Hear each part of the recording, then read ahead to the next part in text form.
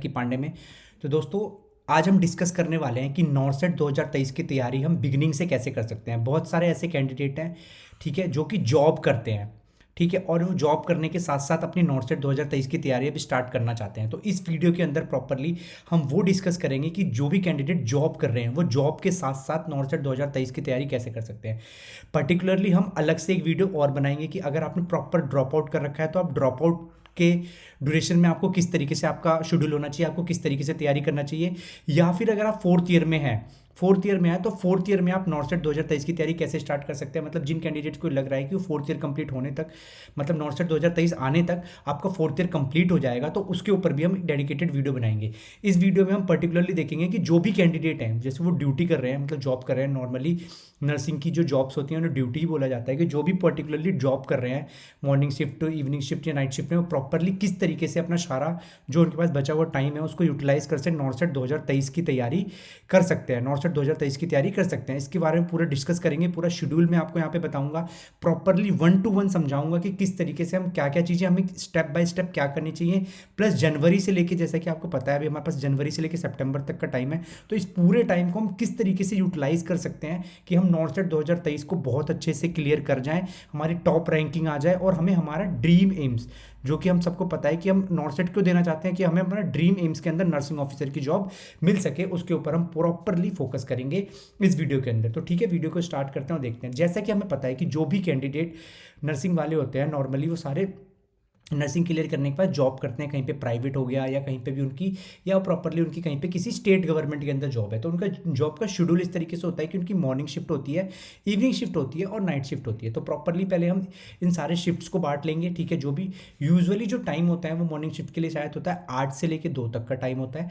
Evening shift के लिए जो टाइम होता है वो हम कह सकते हैं 8 या 9 बजे से, सॉरी 2 बजे से लेके जो है 8 बजे तक के आसपास का टाइम होता है। और नाइट शिफ्ट का टाइम जो है हमारा प्रॉपरली 8 कह लो या 9 कह लो, 8 से लेके सुबह से, मतलब नाइट नाइट यूजुअली बड़ी होती है, तो ये प्रॉपरली हम कह सकते हैं 8 से 8 का प्रॉपरली यहाँ पे मान के चलते हैं कि टाइम पीरियड ये ऐसे होता है। इसके अंदर अलग अलग जगह पे कम ज़्यादा शेड्यूल प्रॉपरली फॉलो हो सकता है, उसमें कोई इशू नहीं है। पर हम मान रहे हैं कि यूजुअली जो नॉर्मली प्राइवेट सेक्टर्स के अंदर जो जॉब करते हैं नॉर्मली कैंडिडेट, उन्हें इतना वर्क करना पड़ता है। उसके अकॉर्डिंग अब हम देखते हैं कि अब हम अपना शेड्यूल किस तरीके से बना सकते हैं, जो कि ताकि हम नॉर्सेट 2023 को क्रैक कर सके बहुत अच्छे तरीके से, बहुत अच्छी रैंक ला सके, हमारा ड्रीम एम्स मिल जाए। तो सबसे पहले जो अगर आपकी मॉर्निंग शिफ्ट में ड्यूटी लगी है तो आपको अपना शेड्यूल किस तरीके से बनाना है कि ठीक है, सुबह उठ के आपका जो भी शेड्यूल है 8 से 2 आपका रह गया, फिर आप 2 बजे आओगे, आपको पता है आपको घर पहुंचने वगैरह में जो भी टाइम लग जाता है, घर पहुंचे, थोड़ा आराम किया, खाया पिया, आपको प्रॉपरली बच जाएंगे 5, ठीक है।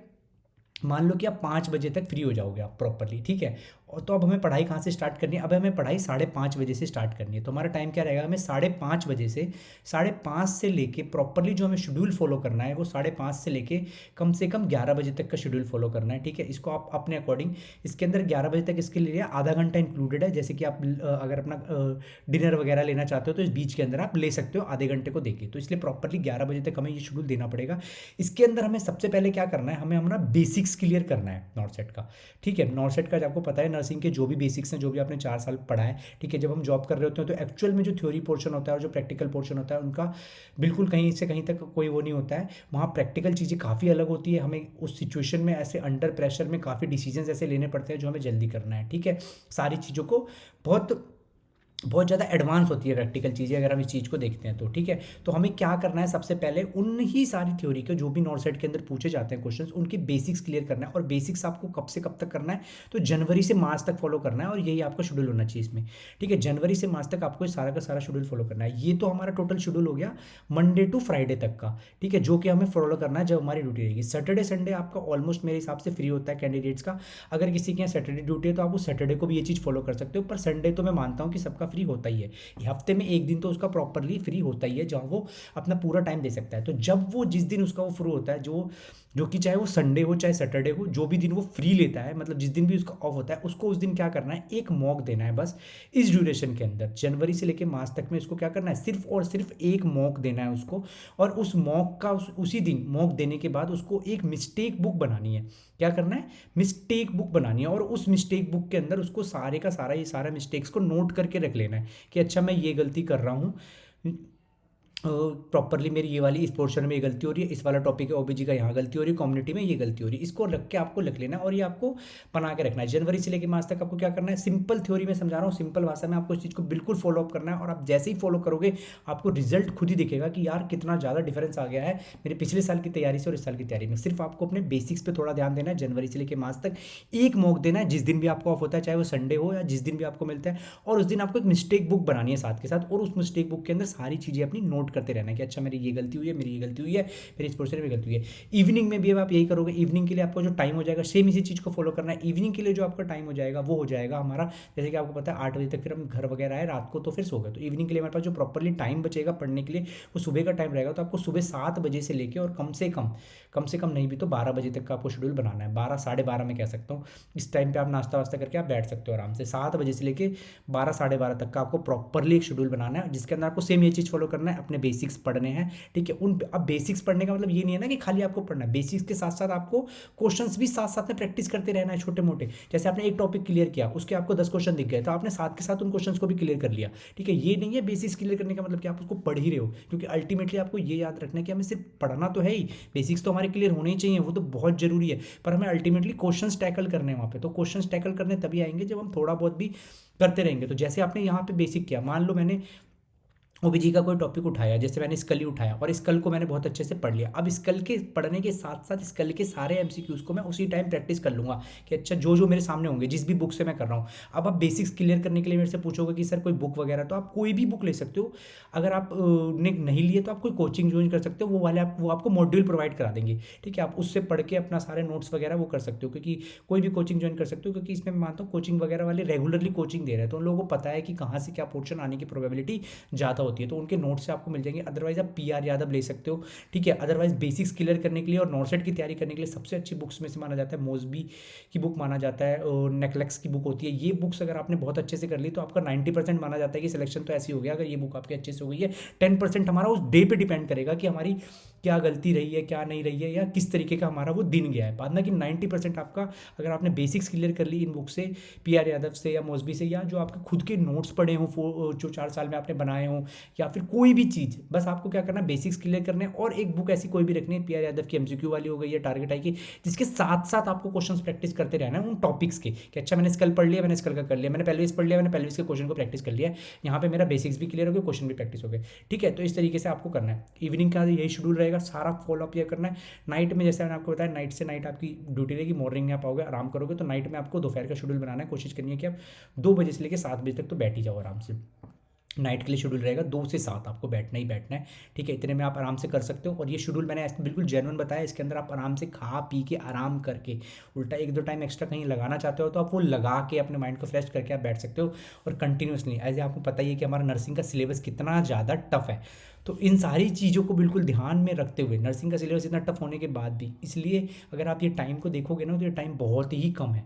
2 से 4 घंटे 5 घंटे किसी भी मेडिकल एस्पिरेंट के लिए बहुत ही कम है, क्योंकि वो ऑलरेडी इतना टाइम देना सीख चुका होता है। क्योंकि मेडिकल की 4 साल वो मेडिकल इतना हार्डशिप करके आया है, इतना पढ़ के आया है, तो उसको पता होता है कि यार 4 घंटे 5 घंटे तो मैं यूँ ही दे दूंगा बैठ के, मेरे को कोई इशू नहीं आएगा इसके अंदर। इसलिए ये टाइम मैंने जो आपको निकाल के दिए हैं 4-5 घंटे, ये बहुत ईजी टाइम है, आप बहुत ईजिली निकाल सकते हो इनके। और जब आपके टारगेट बड़े हो ना, जब आपके टारगेट बड़े हो, जब आपका ड्रीम बड़ा हो कि नहीं यार मुझे एम्स में जाना ही है, तो ये भी टाइम छोटा लगने लगेगा। आप देखोगे खुद, आप अपना बचा हुआ टाइम हर जगह से कहीं ना कहीं यूटिलाइज करोगे, कहीं ना कहीं आपको ये लगेगा कि यार मैं क्वेश्चन प्रैक्टिस कर लेता हूँ, शायद वो मेरे को कहीं ना कहीं नॉट सेट में हेल्प कर जाएगा। तो आपको समझ गए। तो जो भी जॉब कर रहे हैं कैंडिडेट्स, उनके लिए प्रॉपरली ये शेड्यूल रहेगा, आप इसको फॉलो अप कर सकते हो। और आप अगर अच्छे से फॉलो अप करते हो तो मैं आज ही गारंटी देता हूँ आपको लिख के कि आप 3 महीने में इसका डिफरेंस देख लोगे, जब आप जनवरी से लेकर मार्च तक इसकी तैयारी करोगे। अब हमने क्या किया, जनवरी से मार्च तक अपना प्रॉपरली बेसिक्स क्लियर कर रहे हैं, क्वेश्चन भी प्रैक्टिस करते हुए चल रहे हैं बेसिक्स के साथ साथ में, और अपने जो मैंने बोला ऑफ डे के अंदर अपने मिस्टेक्स को नोट कर रहे हैं और एक मॉक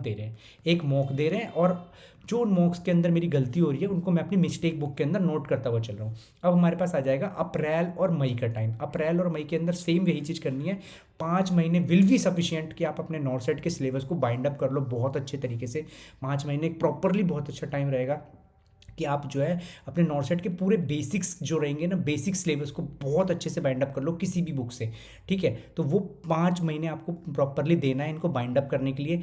बस अप्रैल और मई में क्या करना है ना, आपको कोशिश करनी है कि आप 2 मॉक देना चालू कर दो, दो दो मॉक, मतलब ठीक है 2 मॉक कहने का मतलब है वीकली आप 2 लगा लो, या फिर नहीं भी लगा सकते, अभी हम क्या मंथली 4 लगा रहे थे, तो कम से कम उसको आपको 6 जरूर कर देना है, 6 मॉक्स जरूर कर देना है अप्रैल और मई के महीने के अंदर। 2 मॉक एक्स्ट्रा बढ़ाने हैं बस आपको, मतलब 4 में 2 बढ़ाने हैं, तो टोटल 6 हो गए। अभी हम 4 दे रहे थे मंथ के अंदर, ठीक है, मतलब वीकली 1 दे रहे थे, अभी इस मंथ को आपको 6 कर देना है। तो आपको जब भी टाइम लगे आपको करना है, और प्लस मिस्टेक्स को नोट करते रहना है, मिस्टेक्स बुक को नहीं भूलना है। जो भी आप इन मॉक्स के अंदर गलतियां कर रहे हो आपको उन गलतियों को नोट करते रहना है, ठीक है, कि अच्छा मैंने ना यहाँ पे गलती कर दी, मेरे से यहाँ गलती हो गई थी, मिस्टेक बुक के अंदर, मिस्टेक बुक इसको याद रखिएगा, ये हमारा ब्रह्मास्त्र होने वाला है नॉर्सेट 2023 के लिए, मिस्टेक बुक। अगर हमने मिस्टेक बुक के अंदर सारी गलतियों को नोट कर लिया, अच्छे से कर लिया, हम A to Z सारी चीज़ें क्रैक कर लेंगे, हमें कोई दिक्कत नहीं होगी। तो अब समझ गया प्रॉपरली हमारा क्या शेड्यूल रहा है। अप्रैल और मई के अंदर हमें वही करना है, मॉक टेस्ट हमें 6 कर देने हैं, ठीक है। 6 मॉक के बाद हमें अपनी मिस्टेक बुक के अंदर जो सबसे ज़रूरी चीज़ है हमारी क्या है, मिस्टेक बुक। मिस्टेक बुक के अंदर हमें सारे अपने डाउट को नोट करते रहना है, डाउट को भी और उसको। अब हमारे पास मई खत्म हो जाएगा, हमारे पास आएगा जून और जुलाई। जून जुलाई के अंदर आपको कुछ नहीं करना है, अब आपको सिर्फ अपना बेसिक्स हमारा 5 महीने के अंदर प्रॉपर्ली क्लियर कर दिया, रिवीजन स्टार्ट करनी है आपको। अपने जो भी शेड्यूल आपने बना रखा है इसी शेड्यूल को फॉलो करना है, आपको रिवीजन स्टार्ट करना है। जैसे जैसे आप रिवीजन स्टार्ट करोगे आपको अपने टेस्ट बढ़ाने हैं, टेस्ट जो बढ़ा रखे अब रिवीजन के साथ आपको ना आपकी मिस्टेक बुक को उठाना है। अब उठाने का टाइम आ गया उस मिस्टेक बुक को। अभी तक हमने 5 महीने मिस्टेक बुक में सिर्फ मिस्टेक नोट्स करी है, उठाया नहीं है। अब ये मिस्टेक बुक कब उठाएंगे हम, अब उठाएंगे जून और जुलाई के अंदर मिस्टेक बुक उठाएंगे, देखेंगे कि अच्छा कौन कौन से टॉपिक में मैं गलती कर रहा था, फर्स्ट डे मैंने कौन से में करी, दूसरे दिन कौन से में करी, तीसरे दिन कौन से में गलती करी, अच्छा चौथे में मेरी ये गलती थी, यहाँ गलती होगी, अच्छा अगली बार जब मैंने वो दिया तो ये गलती सही हो गई थी मेरी, इसका मतलब मुझे ये कंसेप्ट आ गया है। अच्छा मैं ये गलती बार बार करता हुआ आ रहा हूँ, तो इसका मतलब है मुझे को अच्छे से रिवीजन करने की जरूरत है, और उस रिवीजन के ड्यूरेशन में मुझे उन्हीं गलतियों को रिवाइज करते रहना है और मॉक देना है। और यहाँ पे हमारे मॉकों की जो नंबर होंगे वो बढ़ जाएंगे, और मॉक के नंबर हमारे टोटल हो जाएंगे 9। मतलब पर डे हमें कम से कम पर वीक हमें कम से कम कोशिश करनी है कि मैं 3 मॉक तो दे पाऊँ, क्योंकि अब टाइम बहुत करीब आ गया है, और अल्टीमेटली अब हमें प्रिपेयर करना है अपने आप को नॉर्सेट के एक्चुअल एग्जाम के लिए। तो वो कब होगा, जब हम एक्चुअल एग्जाम को बार बार दे रहे होंगे, ठीक है। और उसके अंदर से फिर जो भी गलतियां कर रहे हैं उनको निकाल के बच्चे कुछ दिन के अंदर मैं टॉपिक्स को रिवीजन कर रहा हूँ और अपनी मिस्टेक्स को देख रहा हूँ कि अच्छा मैंने ये मिस्टेक्स करी है, मैं इसको सही कर रहा हूँ, ये मिस्टेक करी है, मेरे को इसको सही करना है। बस इस तरीके से करना है। लास्ट हमारे पास फिर महीना आ जाएगा अगस्त का, सितंबर को भी मैं इसके अंदर कैलकुलेट नहीं कर रहा हूँ, उसके अंदर भी अगर होगा तो हम अगस्त वाला ही सेम शेड्यूल फॉलो करेंगे। इसके अंदर हमें कुछ नहीं करना, हम ऑलरेडी अपने मॉक्स को 3 कर चुके हैं वीकली, बहुत बढ़िया है। हम अपनी ऑलरेडी मिस्टेक्स को जो है देख रहे हैं। आप देखोगे अगस्त में आते आते तक आपके अंदर क्या डिफरेंस आ जाएगा कि आपको अपनी सारी की सारी गलतियां पता चल जाएंगी कि मैं एक्चुअल में गलतियां कर कहाँ रहा हूँ। और रिवीजन जैसे कि आप कर रहे हो तो आप अपनी सारी गलतियों के ऊपर वर्क कर रहे हो, तो जो रिवीजन हो रहा है वो क्या कर रहा है, हमें मिस्टेक्स के ऊपर वर्क करवा रहा है। और जैसे ही हम अपने मिस्टेक्स के ऊपर वर्क करने लग गए रिवीजन के थ्रू, आप देखोगे कि आपके नंबर ऑलरेडी बढ़ जाएंगे, आपको कॉन्फिडेंस बिल्डअप हो जाएगा कि नहीं नहीं मैंने अपनी सारी मिस्टेक्स को काउंट कर लिया है कि मेरी से ये गलतियां हो सकती हैं, इन गलतियों को मेरे को बिल्कुल नहीं करके आना है पेपर के अंदर। और ऑटोमेटिकली अगर आपने अपनी मिस्टेक्स को करेक्ट कर लिया किसी भी एग्ज़ाम के लिए, आपने अपने मिस्टेक्स को करेक्टली कर लिया, आपका सिलेक्शन 200% पक्का हो जाएगा, आपका सिलेक्शन 200% पक्का हो जाएगा, ठीक है। और ऑटोमेटिकली आप क्या करोगे, नॉर्सेट 2023 के लिए तैयार हो जाओगे। जिस दिन एग्ज़ाम होगा आप एग्ज़ाम को बहुत अच्छे से करके आओगे, और नॉर्सेट 2023 में देखना लिस्ट में आपका नाम क्वालिफाइड कैंडिडेट की नहीं, सेलेक्टेड कैंडिडेट की लिस्ट में आएगा, जिनको नॉर्सेट में ज्वाइनिंग लेटर मिलेगा उनकी लिस्ट में आएगा। तो बस आपको क्या करना है, प्रॉपरली इस शेड्यूल को फॉलो करना है। और ये प्रॉपरली उन कैंडिडेट्स के लिए है जो प्रॉपरली जॉब कर रहे हैं, प्रॉपरली टाइम नहीं दे पा रहे हैं स्टडी को, तो आपको इतना टाइम, बस इतना ड्यूरेशन, आप 4 से 5 घंटा आपको दिन का निकालना है बस, और यही आपको सेलेक्ट करवा देगा नॉर्सेट के अंदर। बस इतना सारा ड्यूरेशन आप दोगे, आपका सिलेक्शन 200% कन्फर्म हो जाएगा। नॉर्सेट 2023 के अंदर आपका नाम लिखा गया रहेगा, जो रिजल्ट आएगा उसके अंदर कि यस ऑल इंडिया रैंक 1 ही और शी ऐसे करके लिखा रहेगा, और आपके 99.9 परसेंटाइल होंगे। और आप देख लेना कि आप बोलोगे कि सर मैंने आपकी वीडियो देखी थी, आपने बताया था कि इस तरीके से प्रॉपरली शेड्यूल को फॉलो करना है, मैंने जनवरी से स्टार्ट करा था और आज मेरा 200% सिलेक्शन हो गया है। आप देख लेना आपका सिलेक्शन 200% होके ही रहेगा इस बार, जो भी कैंडिडेट देख रहे हैं। अब जो कैंडिडेट बच गए जो कि ड्रॉप आउट कर रहे हैं, ठीक है, जो प्रॉपरली नॉर्थ सेट की तैयारी कर रहे हैं वेल एंड गुड, और जो कैंडिडेट फोर्थ ईयर में हैं जिन्हें ऐसा लग रहा है कि उनका फोर्थ ईयर मतलब कंप्लीट हो जाएगा टिल नॉर्थ सेट 2023, उनके लिए भी हम अलग से एक सेपरेट वीडियो लेके आएंगे। मैं आपको अपने प्रॉपरली बताऊंगा, गाइड करूंगा कि आपको अपना शेड्यूल किस तरीके से रखना है कि आपका भी नॉर्थ सेट के अंदर 2023 के अंदर प्रॉपरली सिलेक्शन हो जाए। ये प्रॉपरली वीडियो डेडिकेटेड उनके लिए थी जो जॉब कर रहे हैं, जो ड्यूटी कर रहे हैं, जो अपनी फैमिली को सपोर्ट कर रहे हैं जॉब करके चारों तरफ से, साथ में वो नॉर्थ सेट अपना ड्रीम एम्स को पूरा भी करना चाहते हैं। तो ये उनके लिए प्रॉपर शेड्यूल है। तो आप इस शेड्यूल को प्रॉपरली फॉलो करो और आप देखोगे कि आपको अंदर खुद ही अपने अंदर, एक महीना भी आपने शेड्यूल को फॉलो कर दिया तो डिफरेंस आपको दिखेगा।